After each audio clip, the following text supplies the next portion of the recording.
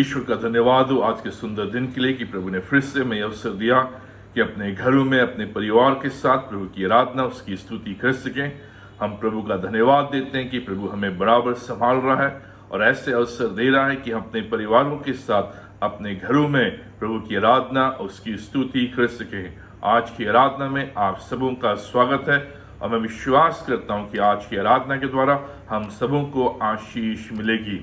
आज के मनन के लिए जो पाठ मैंने चुना है वो पाया जाता है पहला थिस्सलुनीकियों की पत्री उसका 3 अध्याय 9 पद से 13 पद तक। 1 Thessalonians chapter 3 verses 9 to 13। अब हम पिछले कई दिनों से एक विशेष सीरीज को देख रहे हैं, अंतिम दिनों में रहना, अंत के दिनों में रहना, लिविंग इन लास्ट डेज। अब हम इस पर विचार कर रहे हैं और परमेश्वर के वचन से देख रहे हैं, विशेष करके इस पत्री पर आधारित इस विषय को देख रहे हैं कि पौलुस इस पत्री के द्वारा हमें कौन सी बातें बताता है जिसके द्वारा हम उन बातों के आधार पर अंत के दिनों में रह सकें जब प्रभु यीशु मसीह का आना निकट है। अब हम इस पर बार बार चर्चा कर रहे हैं कि जो घटनाएं आज घट रही हैं, जो चढ़ाइयां आज हो रही हैं, जो एक देश दूसरे देश पर चढ़ाई कर रहा है, इस्राएल राष्ट्र के ऊपर चढ़ाइयां हो रही हैं और नाना प्रकार की बीमारियां आ रही हैं, महामारी आ रही हैं और जो बातें परमेश्वर के वचन में कही गई थी कि अंत के दिनों में ऐसी घटनाएं घटेंगी इससे पहले कि प्रभु यीशु मसीह का द्वितीय आगमन हो।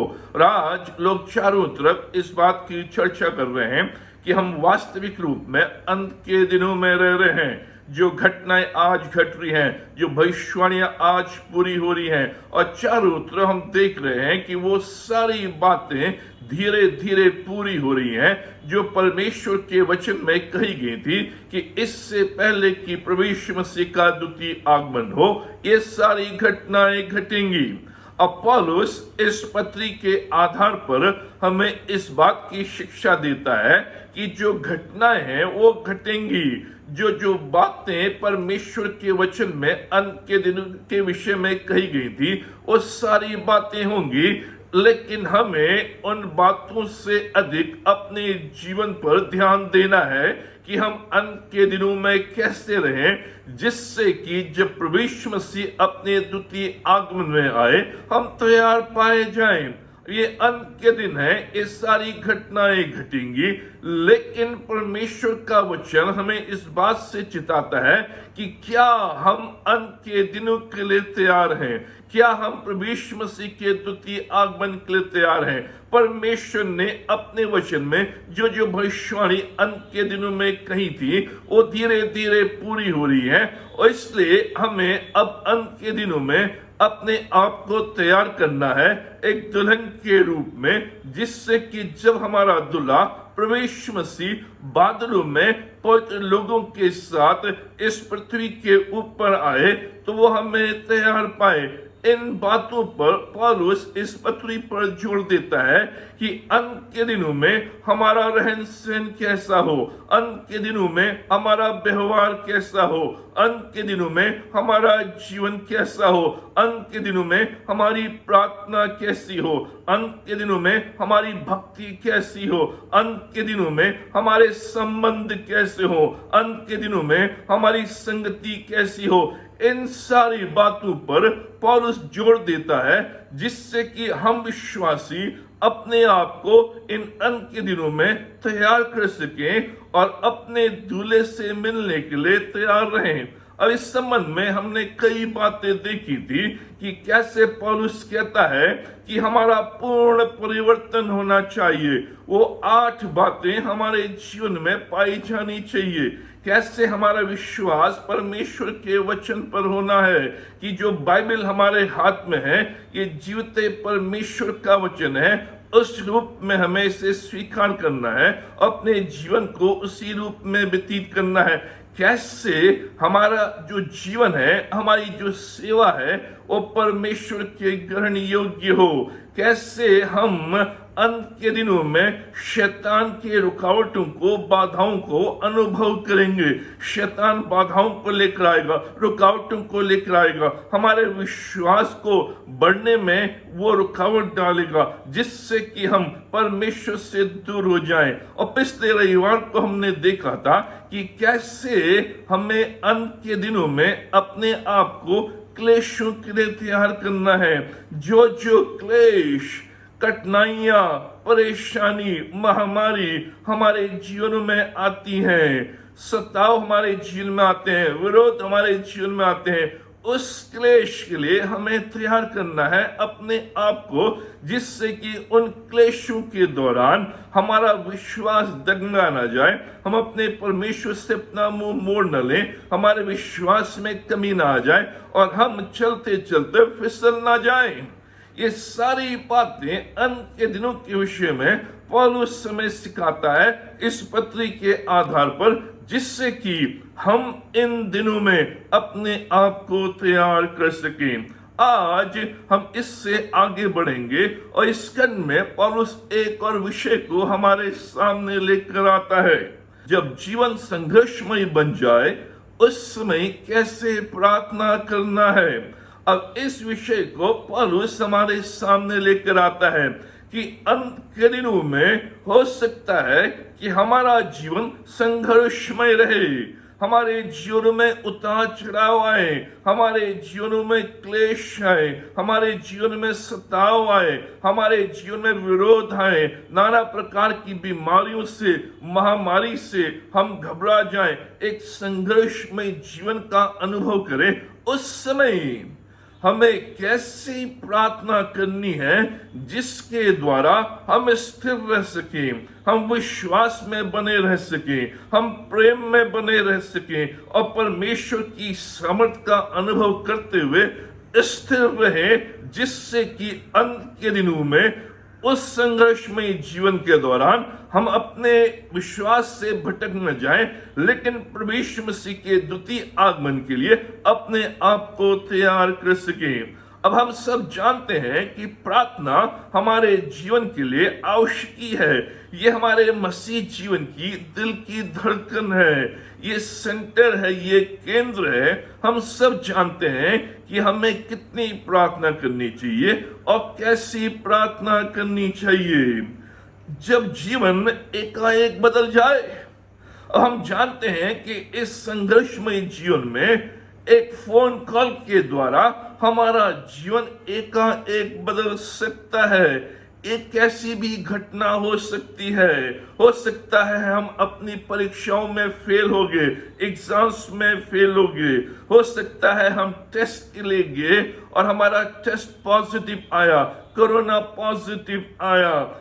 जीवन एकाएक बदल सकता है। हमारा बच्चा एकाएक बीमार पड़ गया, उसके द्वारा जीवन में बदलाव, एक दुर्घटना का हमने अनुभव किया, कंपनी ने हमें नोटिस भेज दिया कि अब हमें तुम्हारी सर्विस की आवश्यकता नहीं है, और इन कारणों के द्वारा आत्महत्या किसी ने परिवार में कर ली, सुसाइड कर लिया। जो हमारी मित्रता है वो एकाएक समाप्त हो गई। समय रुक जाता है, फिर जीवन वैसा नहीं रहता है, जीवन एकाएक बदल जाता है। और आज हम इसका अनुभव कर रहे हैं कि कैसे एक फोन कॉल के द्वारा, कैसे एक टेस्ट के द्वारा हमारा जीवन एकाएक बदल जाता है। पौलुस कह रहा है कि जब ये संघर्ष हमारे जीवन में आए, जब इन संघर्षों में से होकर हम गुजर रहे हैं, तो कैसे प्रार्थना करें। प्रार्थना समस्याओं के विरुद्ध सबसे प्रभावशाली हथियार है।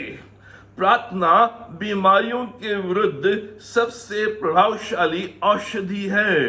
प्रार्थना देने के लिए सबसे कीमती तोहफा है।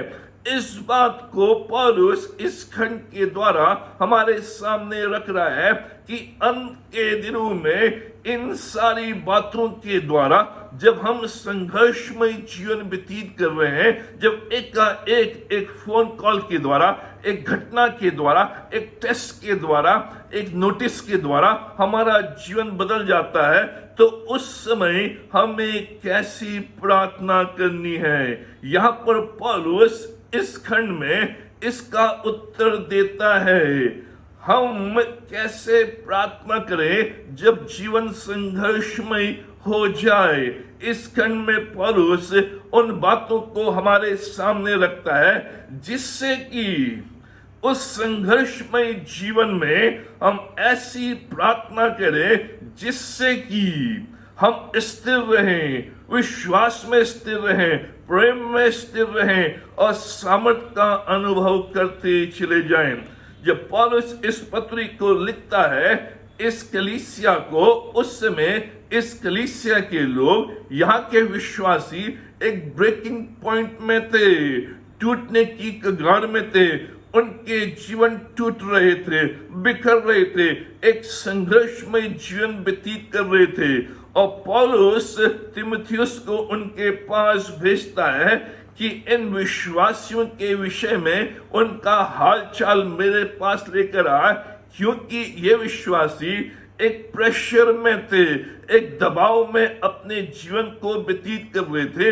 अब जब पौलुस तीमुथियुस के द्वारा इस रिपोर्ट को सुनता है कि ये विश्वासी लोग संघर्षमय जीवन होने के बावजूद, प्रेशर में होने के बावजूद, दबाव में होने के बावजूद ये विश्वास में बने हुए हैं, ये विश्वास में स्थिर हैं, ये परमेश्वर के प्रेम में बने हुए हैं और परमेश्वर की सामर्थ्य निरंतर इनके जीवन में पाई जाती है, क्योंकि उस दौरान वो वैसी प्रार्थना कर रहे थे जो प्रार्थना पौलुस ने उनको सिखाई थी और वही प्रार्थना पौलुस इनके द्वारा करता है। इसलिए जब ये रिपोर्ट पौलुस के पास आती है तो वो अपने आप को उत्साहित महसूस करता है, अपने आप में इंकरेजमेंट को पाता है। और फिर 8वें पद में वो कहता है कि तुम्हारे जीवन को देखकर, तुम्हारे प्रभाव को देखकर मेरे अंदर जीवित रहने का एक कारण है कि अब मैं सताव में, क्लेश में भी स्थिर रह सकता हूं। और 9वें पद में वो धन्यवाद देने से रुकता नहीं है, वो बराबर धन्यवाद देता है परमेश्वर को इन विश्वासियों के लिए कि कैसे इस संघर्षमय जीवन में वो बने रहे, कैसे इस दबाव में, इस प्रेशर में वो बने रहे।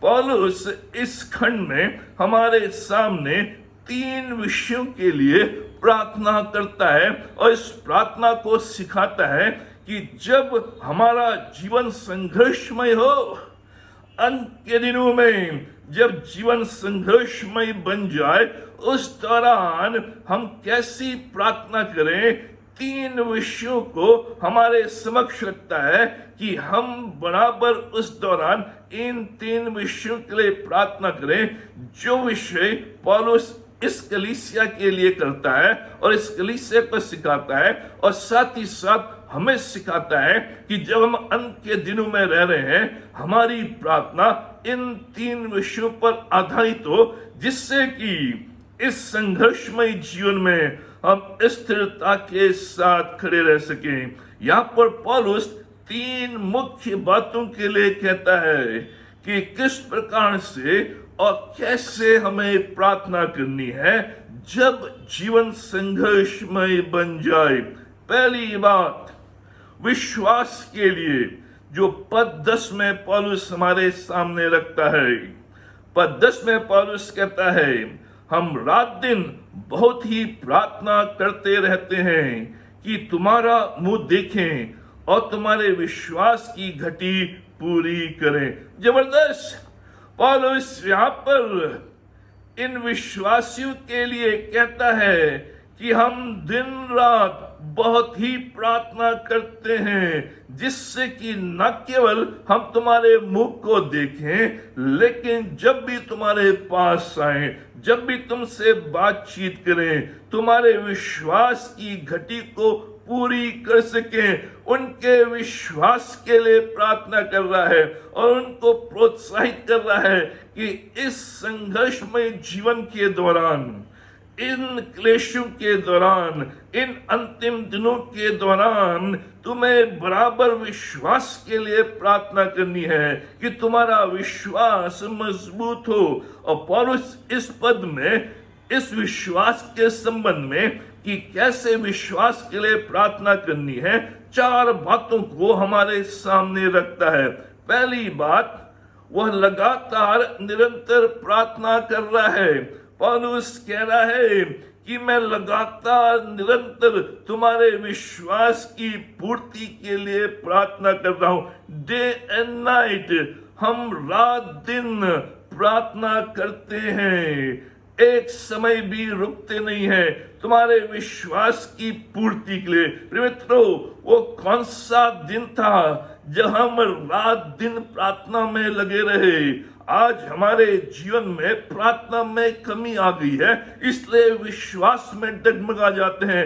इन अंत के दिनों में पौलुस कह रहा है अपने विश्वास को बनाए रखने के लिए रात दिन प्रार्थना में 24/7 बराबर प्रार्थना में लगे रहो, जिससे कि तुम्हारा विश्वास बढ़ता चला जाए। निरंतर प्रार्थना में, उस समय ही नहीं जब कठिनाई आ रही है, लेकिन उस दौरान भी जब सब कुछ ठीक चल रहा है, ताकि हमारे विश्वास की पूर्ति हो सके, निरंतर प्रार्थना। दूसरी बात पौलुस कहता है, वह सच्चे मन से प्रार्थना कर रहा है। बहुत ही प्रार्थना करते रहते हैं, दिल की गहराइयों से प्रार्थना करते हैं, तभी प्रार्थना प्रभावशाली है। हमारी जो प्रार्थना हो वो दिल की गहराई से, सच्चे मन से निकलने वाली प्रार्थना, वही प्रार्थना प्रभावशाली होती है और प्रभावशाली परिणाम को लेकर आती है। अगर हमारी प्रार्थना कमजोर है तो हमारे परिणाम भी कमजोर रहेंगे। अगर हमारी प्रार्थना दिखावटी है तो जो हमें परिणाम मिलेंगे वो भी दिखावटी मिलेंगे। अगर हमारी प्रार्थना पाखंडी है तो हमारे परिणाम जो हमें मिलेंगे वो भी पाखंडी रहेंगे। अगर हम आधे मन से प्रार्थना कर रहे हैं और वही हम प्राप्त करेंगे, क्योंकि हम होल हार्टेडली प्रार्थना नहीं कर रहे हैं। इसलिए यिर्मयाह उसका 29 अध्याय उसके 13वें पद में कहा गया है, तुम मुझे ढूंढोगे और पाओगे भी जब तुम अपने संपूर्ण मन से मेरे पास आओगे। जब तुम संपूर्ण मन से, पूरे दिल की गहराई से मुझसे प्रार्थना करोगे तो तुम उसको पाओगे, तुम्हारा विश्वास मजबूत होगा। मित्रों, केवल रूटीन के रूप में नहीं, केवल दिखावटी रूप में नहीं, लेकिन दिल की गहराई से, मन की सच्चाई से। याकूब उसका 5 अध्याय उसके 16वें पद में लिखा है, धर्मी जन की प्रभावशाली प्रार्थना से बहुत कुछ हो सकता है। ये जो प्रार्थना है, जो धर्मी जन की प्रार्थना है, उसकी प्रभावशाली प्रार्थना, मन से निकली प्रार्थना, जिसका अर्थ है बॉइलिंग प्रेयर, एक उबलने वाली प्रार्थना। इस प्रार्थना में पोस्चर का कोई मायने नहीं है, चाहे आप बैठकर करते हैं, चाहे खड़े होकर करते हैं, चाहे आप हाथ उठाकर करते हैं, चाहे आप हाथ जोड़कर करते हैं, चाहे आप लेट कर करते हैं, आंख बंद करके करते हैं, आंख खोल के करते हैं, ऊंची आवाज से करते हैं, नीची आवाज से करते हैं, शब्दों का कैसे प्रयोग करते हैं, उससे कोई फर्क नहीं पड़ता है। फर्क उससे पड़ता है कि मेरे अंदर से एक बॉइलिंग प्रेयर, एक उबलने वाली प्रार्थना जो प्रभावशाली है। जब हमारा बच्चा हॉस्पिटल में एडमिट है, उस समय मुंह से कोई शब्द नहीं निकलते हैं, लेकिन मन ही मन में एक बॉइलिंग प्रेयर, मन ही मन में ऐसी प्रार्थना कि जो परमेश्वर को छूती है। जब कभी भी संघर्ष में हम अपने आप को पाते हैं, उस समय वास्तविक रूप में सच्चे मन से, प्रभावशाली ढंग से एक बॉइलिंग प्रेयर, एक उबलने वाली प्रार्थना हमारे जीवन से निकलती है। लंबी प्रार्थना हो या छोटी प्रार्थना हो, इससे कुछ फर्क नहीं पड़ता। बॉइलिंग प्रेयर का मतलब है मन की गहराई से प्रार्थना करने का अर्थ है कि मेरे मुंह से शब्द नहीं निकल रहे हैं केवल ओ गॉड, ओ जीसस, वो गहराई से। वो प्रार्थना पौलुस कह रहा है, मैं रात दिन बहुत ही दिल की गहराई से, सच्चे मन से एक बॉइलिंग प्रेयर, मेरे मुंह से आवाज तो नहीं निकल रही है, मेरे मुंह से शब्द तो नहीं निकल रहे हैं, लेकिन मन में एक गहराई से परमेश्वर के प्रति मेरी प्रार्थना, मेरी निवेदन। पौलुस इन लोगों के लिए इस प्रकार की प्रार्थना कर रहा है। बहुत ही प्रार्थना करता हूं इन दिनों में, अंत के दिनों में ऐसी प्रार्थना है जो हमारे विश्वास को बनाएगी, जो मन की गहराई से निकलती है, जो एक बॉइलिंग प्रेयर है। मुझसे शब्द तो नहीं निकल रहे हैं, लेकिन अंदर ही अंदर एक घमासान युद्ध के समान हमारे अंदर से प्रार्थना। अंत के दिनों में इस प्रकार की प्रार्थना के द्वारा हमारा विश्वास मजबूत रहेगा। तीसरी बात पौलुस यहाँ पे कहता है, हमारी प्रार्थना व्यवहारिक थी, प्रैक्टिकल थी, कि हम तुम्हारा मुंह देखें।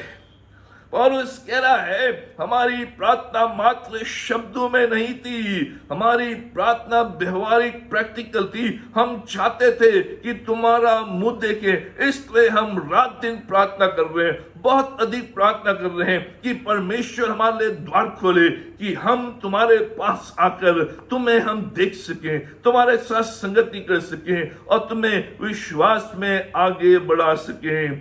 क्या हम प्रतिदिन के जीवन से संबंधित बातों के लिए प्रार्थना करते हैं? क्या हम कार्य से संबंधित बातों के लिए प्रार्थना करते हैं? छोटी छोटी बातों के लिए, बड़ी बड़ी बातों के लिए परमेश्वर के पास हम छोटी छोटी बातों को भी लेकर जा सकते हैं। यह व्यवहारिक प्रार्थना, न केवल बड़े विषयों के लिए जिनको हम हैंडल नहीं कर सकते हैं, लेकिन उनके लिए भी जिनको हम हैंडल कर सकते हैं, उन कार्य संबंधी बातों के लिए, उन जीवन से संबंधित बातों के लिए जो छोटी छोटी सी दिखाई देती है। कोई भी छोटी बात नहीं है जिसको हम परमेश्वर के पास नहीं ला सकते हैं। अपने अपॉइंटमेंट्स के लिए हम प्रार्थना करें, वैक्सीनेशन लगने के लिए प्रार्थना करें, अपने व्यवसाय के लिए प्रार्थना करें, अपने ऑफिस के लिए प्रार्थना करें, अपने सहयोगियों के लिए प्रार्थना करें, छोटी छोटी आवश्यकताओं के लिए प्रार्थना करें, छोटे छोटे पाप जो हमारे जीवन में आ जाते हैं उनके लिए प्रार्थना करें, जो भी कमी कमजोरियां हमारे जीवन में है उनके लिए प्रार्थना करें, विवाह से संबंधित बातों के लिए प्रार्थना करें, प्रियजनों से मिलने के लिए प्रार्थना करें, अपनी पढ़ाई के लिए प्रार्थना करें। विश्वास में हम दृढ़ होंगे जब हम छोटी छोटी बातों के लिए जो व्यवहारिक हैं, जो जीवन से संबंधित हैं, जो हमारे कार्यों से संबंधित हैं, जिनको हम छोटी बातें सोचते हैं, हम सोचते हैं इनको हम हैंडल कर लेंगे और इसलिए हम उनके लिए प्रार्थना नहीं करते। लेकिन पौलुस कह रहा है, हम न केवल बड़ी बातों के लिए प्रार्थना कर रहे हैं, लेकिन ये छोटी सी बात कि हम तुम्हारे बीच में आकर तुम्हारा मुंह देख सकें, इन छोटी छोटी बातों के लिए प्रार्थना करने के द्वारा हमारा विश्वास दृढ़ होता है और विश्वास में छेद होने से हमें बचाता है। अंत के दिनों में बहुत से लोगों के विश्वास में छेद हो जाएंगे, होल्स हो जाएंगे, दरारें आ जाएंगी, क्योंकि वो इस प्रार्थना को नहीं करते हैं और इसलिए बहुत से लोग अंत के दिनों में भटक जाएंगे, क्योंकि उनके विश्वास में छेद, उनके विश्वास में होल, उनके विश्वास में दरार। प्रिय मित्रों, इन छोटी छोटी बातों के लिए जब हम प्रार्थना करते हैं, हमारे विश्वास में जो दरार आ गई है वो पट जाती है, जो छेद आ गए हैं वो बंद हो जाते हैं, जिससे कि हम अपने विश्वास में मजबूती से बढ़ सकें। चौथी बात पौलुस यहाँ पर इस प्रार्थना के संबंध में कहता है, उसकी प्रार्थना उद्देश्यपूर्ण थी कि हम तुम्हारे विश्वास की घटी पूरी करें। उसके प्रार्थना के पीछे उद्देश्य है कि हम सप्लाई कर सकें, हम पूरी कर सकें। ये जो शब्द है सप्लाई, ये जो शब्द है पूरी करें, इसका अर्थ है सुधारना, सिलना, जोड़ना। जो जाल टूट गई है उसको सुधारना, जो हड्डी टूट गई है उसको जोड़ना, जो फट गया है उसको सिलना, जो छेद आ गया है उसको सिलना, उसको ढकना, उसको जोड़ना। ये पौलुस कह रहा है, तुम्हारे विश्वास में जो भी छेद आ गए हैं, तुम्हारे विश्वास में जो भी दरारें आ गई हैं, तुम्हारे विश्वास में जो भी टूटापन आ गया है, उसको हम पूरी करना चाहते हैं, उस घटी को हम पूरी करना चाहते हैं। जो विश्वासी गिर गए हैं उनको संभालना है, जो विश्वासी गिर गए हैं उनको पुनः स्थापित करना है, रेस्टोर करना है, विश्वासियों को सेवा के लिए तैयार करना है, मजबूती के साथ, पूर्ण तैयारी के साथ, ताकि वो खेल के मैदान में, युद्ध के मैदान में, अंत के दिनों में वो टिके रह सकें। मित्रों, यह है पौलुस कह रहा है, हम तुम्हारे विश्वास की घटी की पूरी कर सके, जिससे कि तुम जब युद्ध के मैदान में जाओ, आत्मिक मल युद्ध में तुम जाओ, जीवन संघर्षमय हो जाए, खेल के मैदान में तुम जाओ, तो तुम्हारे विश्वास में होल न रहे, तुम्हारे विश्वास में छेद न रहे, तुम्हारा विश्वास सील हो, तुम्हारा विश्वास बंद हो, जिससे कि कोई भी कमी कमजोरी उस विश्वास में प्रवेश न कर सके। अंत के दिनों में बहुत से लोगों के विश्वास में छेद हो जाएंगे, आत्मिक युद्ध नहीं जीत पाएंगे। ये जो प्रार्थना है हमारे विश्वास को मजबूत करती है, बिना छेद वाले विश्वास को हमें देती है, ताकि कितने भी कठिन समय क्यों ना आ जाए, संघर्षमय जीवन क्यों ना हो जाए, हम उसमें स्थिर रहें, उस विश्वास को हम मजबूत करें। एक उद्देश्य के साथ प्रार्थना कि मेरे विश्वास में कोई कमी कमजोरी ना आ जाए। दूसरी बात जिसके लिए पौलुस प्रार्थना करता है, प्रेम के लिए।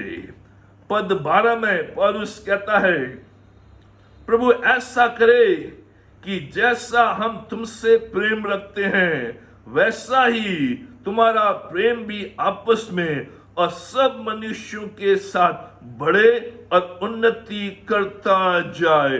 जबरदस्त! न केवल विश्वास के लिए कि तुम्हारे विश्वास में अंत के दिनों में छेद न हो जाए, दरारें ना आ जाए, टूट ना जाए, लेकिन साथ ही साथ प्रेम के लिए कि अंत के दिनों में तुम्हारा प्रेम बढ़ता चला जाए, उन्नति करता चला जाए, इंक्रीज एंड ओवरफ्लो। ऐसा प्रेम जिस प्रेम में कोई सीमा नहीं, प्रेम बिना सीमा के, सुपर ग्रेस वाला प्रेम। प्रार्थना कि तुम प्यार करने वाले बनो। अंत के दिनों में परमेश्वर का वचन कहता है कि बहुतों का प्रेम ठंडा हो जाएगा। प्रेम तो ये सच्चाई है। और आज जो कोरोना वायरस इस संसार में आया है, इसके द्वारा ये सच्चाई हमारे सामने आई है कि आज हम देखते हैं कि हमारा प्रेम एक दूसरे के प्रति ठंडा हो गया। परमेश्वर का वचन कहता है अंत के दिनों में लोगों का प्रेम ठंडा हो जाएगा, आपस में मिलना बंद कर देंगे, एक दूसरे से प्रेम नहीं करेंगे। उसके कारण उनके जीवन में परमेश्वर की हलचल नहीं, और वो अपने आप को उस अंत के दिनों के लिए तैयार नहीं कर पाएंगे। पौलुस कह रहा है, मैं प्रार्थना कर रहा हूं, तुम प्रार्थना करो कि अंत के दिनों में तुम्हारा प्रेम बढ़ सके और उन्नति करे, इंक्रीज एंड ओवरफ्लो, जिसमें कोई भी सीमा नहीं है, जो उमड़ता रहे, बढ़ता चला जाए, कम ना हो, ठंडा ना हो, क्योंकि अंत के दिनों में लोग प्रेम करना कम कर देंगे। आज इस संसार में प्रेम की जरूरत है, स्वीट लव, प्रत्येक के साथ प्रेममय। इस कोरोना ने दिखा दिया है कि मनुष्य की असलियत क्या है। मनुष्य एक क्षणभंगु है, वापस मिट्टी में लौट जाता है। मनुष्य एक सीमा से बंधा हुआ है, एक समय से बंधा हुआ है। मनुष्य एक सीमित व्यक्ति है, उसके दिन गिने हुए हैं, उसका जीवन बाढ़ के समान है जो सब कुछ बहाकर एक क्षण में ले जाता है। उसका जीवन एक स्वप्न के समान है। यह मनुष्य की असलियत एक स्वप्न के समान, जो रात को हम देखते हैं और सुबह हम भूल जाते हैं। मनुष्य का जीवन एक भोर की घास के समान है, जो सुबह हरियाली तो दिखती है लेकिन धूप आने के बाद मुरझा जाती है और खत्म हो जाती है। मनुष्य का जीवन एक कहानी के समान है, जिसको हम सुनते हैं उसके बाद भूल जाते हैं। उसकी आयु तय की गई है, उसका घमंड क्षण भर में कष्ट और शोक में बदल सकता है। यह मनुष्य की असलियत। और आज हम इस बात को देख रहे हैं कि मनुष्य का जो घमंड है क्षण भर में कष्ट और शोक में बदल जाता है। उसकी आयु सीमित है, उसके दिन गिने हुए हैं, वो घमंड नहीं कर सकता है। प्रिय मित्रों, इसलिए अंत के दिनों में पौलुस कह रहा है, तुम्हारा प्रेम बढ़ता चला जाए, उमड़ता चला जाए, उन्नति करता चला जाए। आज संसार में घृणा अधिक और प्रेम कम फैल रहा है। हम देख रहे हैं कि कैसे आज इस संसार में हर जगह लोग घृणा को फैला रहे हैं, हेट्रेट को फैला रहे हैं और प्रेम को नहीं। घृणा ने प्रेम का स्थान ले लिया है। प्रेम कम होता जा रहा है और घृणा बढ़ती जा रही है। हम जानते हैं कि जब हम थके हुए होते हैं, निराश होते हैं, क्रोध में होते हैं, डरे होते हैं, उस समय हम प्रेम नहीं, घृणा की भावना को अपने जीवन में उत्पन्न करते हैं। इसलिए पौलुस कह रहा है, अंत के दिनों में यह जरूरी है कि तुम प्रेम के लिए प्रार्थना करो, कि तुम्हारा प्रेम बढ़ता चला जाए, तुम्हारा प्रेम में उन्नति हो, इंक्रीज हो, ओवरफ्लो हो। आज ये संसार हत्याओं से भरा हुआ है, लाशों से भरा हुआ है, दर्द से भरा हुआ है। टूटे हुए हृदय जिनके हैं उन लोगों से भरा हुआ है। ब्रोकन हार्ट्स, जिनके जीवन बिखरे हुए हैं, जिनके जीवन टूटे हुए हैं, उन लोगों से आज ये संसार भरा हुआ है। जो हमारे समान हैं उनसे प्रेम करने में हम अच्छे हैं, लेकिन हर कोई व्यक्ति हमारे समान नहीं है। अधिक से अधिक लोग हमारे समान नहीं है। इसलिए एकता के लिए प्रार्थना इन अंत के दिनों में कि परमेश्वर हमें एक करे, एक प्रेममय संबंध में बांधे, अपने आप को बदलने के लिए प्रार्थना। यह प्रार्थना नहीं कि परमेश्वर तू इसको बदल दे, यह प्रार्थना कि परमेश्वर तू मुझे बदल। तू चाहता है कि मैं बदलूं और मेरे जीवन को बदल, जिससे कि मेरे जीवन में प्रेम बढ़ता चला जाए, उन्नति करे। अपने लिए और एक दूसरे के लिए प्रार्थना करें कि प्रेम बढ़े और उन्नति करता चला जाए। ये पौलुस कह रहा है, क्योंकि ये प्रार्थना मेरे जीवन के लिए आवश्यक है।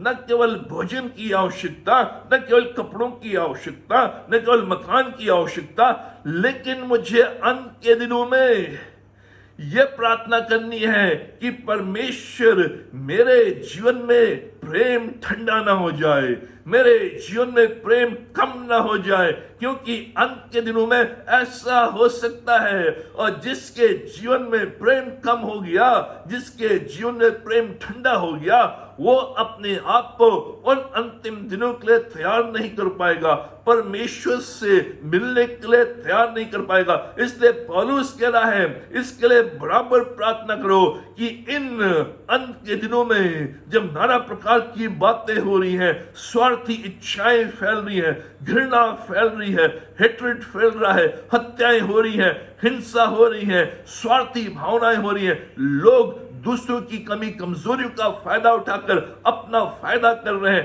ऐसे समय में जो लोग हैं स्वार्थी हो गए हैं। लेकिन तुम प्रार्थना करो अपने लिए और एक दूसरे के लिए कि हमारा जो प्रेम है वो बढ़ता चला जाए, उन्नति करे, इंक्रीज एंड ओवरफ्लो, जिससे कि जब मेरा प्रभु इस संसार में आए वो मुझे तैयार पाए उस प्रेम से, जो प्रेम उसने मुझे दिया है, वो प्रेम उमड़ता प्रेम, वो प्रेम ओवरफ्लो वाला प्रेम, वो प्रेम जो बढ़ता चला जाता है इस संसार में जब इस प्रकार की घटनाएं हो रही हैं। तीसरी बात के लिए पौलुस प्रार्थना करता है सामर्थ्य के लिए।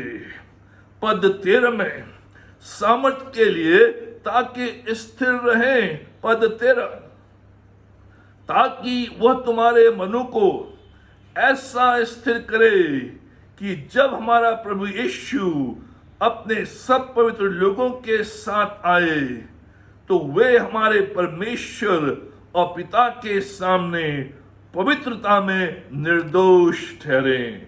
सामर्थ्य के लिए ताकि स्थिर रहें। यहाँ पर पौलुस स्पष्ट रूप में कह रहा है तुम्हारे मनों को ऐसा स्थिर करे। इंग्लिश में जो कहा गया है मे ही स्ट्रेंथन योर हार्ट, तुम्हारे हृदय को सामर्थ्यवान बनाए, तुम्हारे हृदय में सामर्थ्य को उत्पन्न करे जिससे कि तुम स्थिर हो सको। परमेश्वर का वचन यहाँ पे कह रहा है, तीसरी प्रार्थना जो पौलुस कर रहा है, मैं प्रार्थना करता हूं कि तुम्हारे जीवन में इन क्लेशों के दौरान, इन अंतिम दिनों में परमेश्वर की सामर्थ बनी रहे जिससे कि तुम अंत के दिनों में स्थिर रह सको। मे ही स्ट्रेंथन योर हार्ट, जिसका अर्थ है अगर तुम कठिन समयों में मजबूती के साथ खड़ा होना चाहते हो तो तुम्हारे मन की बुनियाद मजबूत हो, तुम्हारे मन की नींव मजबूत हो, तुम्हारे मन की फाउंडेशन मजबूत हो। ये पौलुस कह रहा है तुम्हारे मन में मजबूत नींव हो, तुम्हारे मन में मजबूत फाउंडेशन हो, तुम्हारे मन में मजबूत बुनियाद हो। बिना दरार के, बिना कमी कमजोरी के कोई भी कमजोर स्थान तुम्हारे मन में वास ना करें। इसलिए मैं प्रार्थना कर रहा हूं कि परमेश्वर तुम्हें सामर्थ्य से भरे। इन अंत के दिनों में उस सामर्थ्य को प्राप्त करते हुए स्थिरता की ओर बढ़ते चले जाओ। हमारे मनों की वास्तविकता तब दिखाई देती है जब हम कठिनाइयों का सामना करते हैं, क्लेशों का सामना करते हैं, कठिन परिस्थितियों का सामना करते हैं, विरोध का सामना करते हैं, सदमे का अनुभव करते हैं, सेटबैक्स का अनुभव करते हैं और आशाओं के विपरीत जो कार्य हो रहे हैं उनका अनुभव करते हैं। उस समय हमारे मन की वास्तविक तस्वीर सामने आती है। उस समय हमारी सामर्थ्य डामाडोल हो जाती है। उस समय हमारे सामर्थ्य में दरार आ जाती है। उस समय कमी कमजोरियां हमारे जीवन से झलकने लगती हैं और हम अस्थिर हो जाते हैं। पौलुस कह रहा है स्थिर करे, लेकिन उन दिनों में, उन घटनाओं के दौरान, उन अनुभवों के दौरान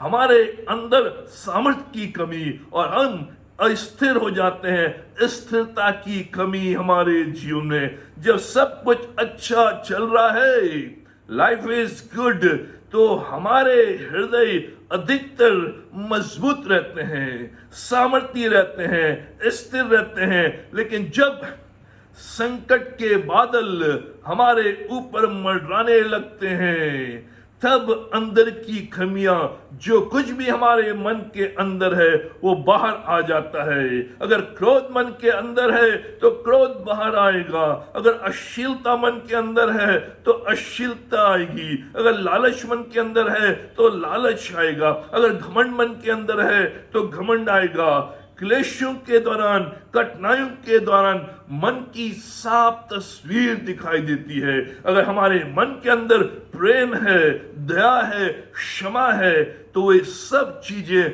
हमारे बाहर हमें दिखाई देगी। अंत के दिनों में परमेश्वर का जन उतार चढ़ाव में से होकर जाएगा, कठिनाइयों में से होकर जाएगा, कोरोना जैसे महामारी में से होकर जाएगा, दर्द का अनुभव करेगा, आंखों में आंसू आएंगे, बीमारी का वो अनुभव करेगा, लंबी रातों का वो अनुभव करेगा, थकान का अनुभव करेगा, असमंजसता का अनुभव करेगा, संदेह, असफलता और घबराहट उसके जीवन में आएगी। अगर सामर्थ्य के लिए हम बराबर प्रार्थना नहीं करेंगे तो हम स्थिर नहीं रह पाएंगे।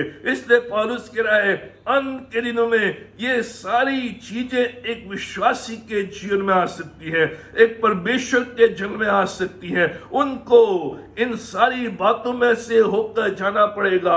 इसलिए प्रार्थना करो सामर्थ्य के लिए कि इन अंत के दिनों में जो जो नाना प्रकार की घटनाएं मेरे जीवन में, मेरे आसपास, मेरे चारों तरफ होती है, मैं उसमें स्थिर रहूं।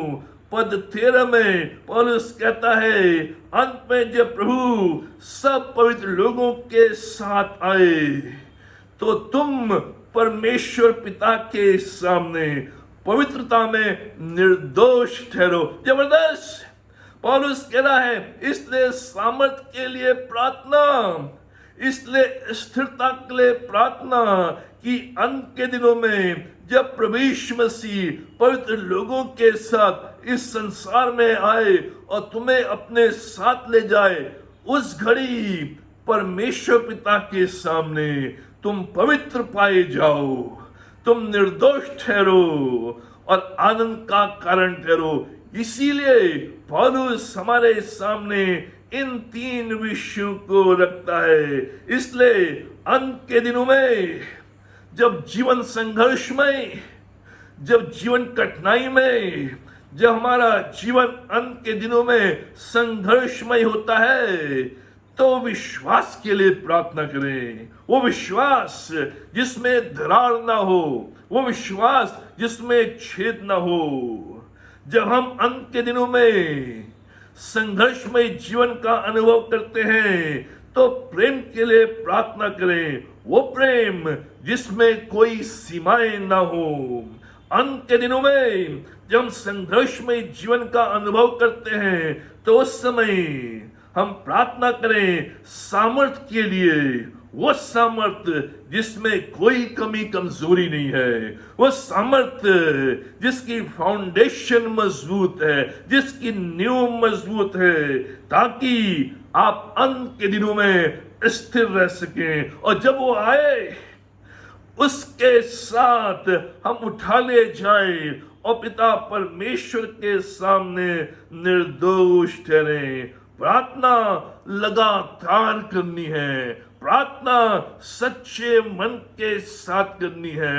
बॉइलिंग प्रेयर, प्रार्थना प्रभाव के साथ करनी है। और प्रार्थना हमें विश्वास के लिए करनी है, प्रार्थना हमें प्रेम में बढ़ने के लिए करनी है, प्रार्थना हमें सामर्थ्य पाने के लिए, ताकि अंत के दिनों में मैं स्थिर रह सकूं। और जब प्रभु यीशु मसीह अपने पवित्र लोगों के साथ इस पृथ्वी के ऊपर आए तो मेरे विश्वास को मजबूत पाए, मेरे प्रेम में वो बढ़ोतरी को पाए, मेरी सामर्थ्य मजबूत रहे और मुझे स्थिर पाए, जिससे कि जब मैं उसके साथ बादलों में उठा लिया जाऊं, परमेश्वर के सम्मुख प्रस्तुत किया जाऊं, तो मैं पवित्र पाया जाऊं और मुझे प्रभु यीशु मसीह निर्दोष ठहराए। प्रिय मित्रों, आज हम जहां भी जिस स्थान पर हैं, अपने जीवन को जानते हैं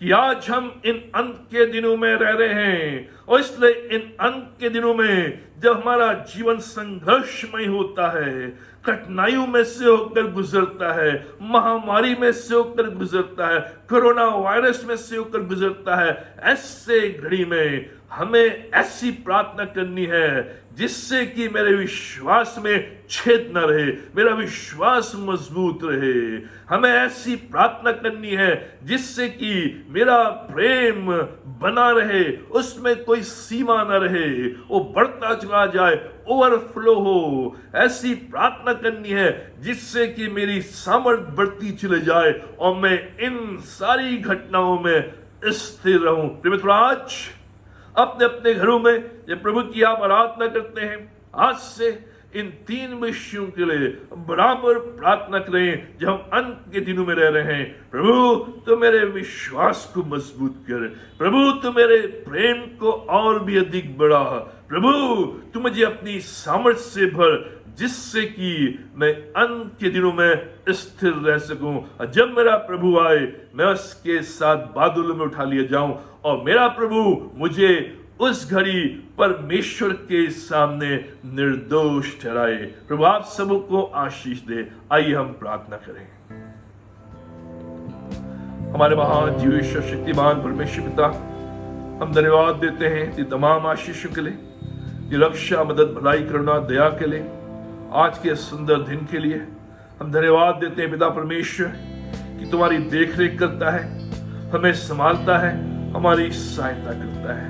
पिता परमेश्वर, आज हम तेरे चरणों में आते हैं और तुझसे प्रार्थना करते हैं कि इन अंत के दिनों में हमारा विश्वास मजबूत रहे, हम प्रेम में बढ़ते चले जाएं और तेरी ओर से असीम सामर्थ्य को प्राप्त कर सके, जिससे कि अंत के दिनों में जब जीवन संघर्षमय हो तो मैं स्थिरता के साथ खड़ा रह सकूं और प्रभु की बाट जोता रहूं। पिता परमेश्वर, तुम्हें संभाल, हमारी सहायता कर। हम आज प्रार्थना करते हैं अपने कलीसिया के प्रत्येक परिवार के लिए, प्रत्येक सदस्य के लिए। पिता परमेश्वर, अपनी दया दृष्टि प्रत्येक परिवार में बनाए रख। हमारी कलीसिया इस दौरान कुशल पाई जाए और परिपक्वता में आगे बढ़े। पिता परमेश्वर, अपने सामर्थी हाथ को रख, जिससे कि हमारी कलीसिया के प्रत्येक परिवार सुरक्षित रहे, आशीषित रहे, हर एक प्रकार की दुर्घटनाओं से, बीमारियों से, वायरस से बचा के रख। उनके चारों अपने लोग का वाड़ा बना, ताकि कोई भी बीमारी, कोई भी वायरस, कोई भी समस्या उनके आसपास भी ना आ सके। पिता परमेश्वर, प्रार्थना करते हैं हमारी कलीसिया के लोगों के लिए जो आज किसी न किसी कारण से बीमार हैं, वायरस से इन्फेक्टेड है। हमारी प्रार्थना है अपना चंगाई का उनके शरीर के ऊपर रख, ताकि जो बीमारी है, जो वायरस है, यीशु के नाम में दूर हो सके और पिता परमेश्वर पूर्ण से चंगाई को प्राप्त कर सके, अपने पैरों में खड़े हो सके और फिर से अपने कार्य में लग सके। पिता परमेश्वर, हमारी प्रार्थना है कि तू अपने लोगों को संभाल, उनकी सहायता कर और इस दौरान हम सब तेरी सामर्थ्य का अनुभव करें, तेरी उपस्थिति का अनुभव करें। तुम्हें संभाल और अपनी सामर्थ्य के अधीन रख, जिससे कि हम निरंतर आगे बढ़ सके। जो भी आवश्यकता अपने खजाने से पूरा कर, जो भी दुख तक बीमारी है यीशु के नाम में दूर कर, जिससे कि हमारी कलीसिया के प्रत्येक परिवार इन दिनों में आशीषित रहे और आगे बढ़े और जान सके कि प्रभु उनके साथ है। हम धन्यवाद देते हैं आज के दिन के लिए। परमेश्वर, अपने आप को तेरे हाथों में सौंप रहे हैं और ये सब कुछ अपने उद्धारकर्ता प्रभु यीशु मसीह के नाम पर मांगते हैं, आमीन। अब प्रभु यीशु मसीह का अनुग्रह, पिता परमेश्वर का प्रेम और पवित्र आत्मा की संगति हम सबों के साथ और विशेष के इस प्रिय परिवार के साथ आज और हमेशा तक बनी रहे, आमीन।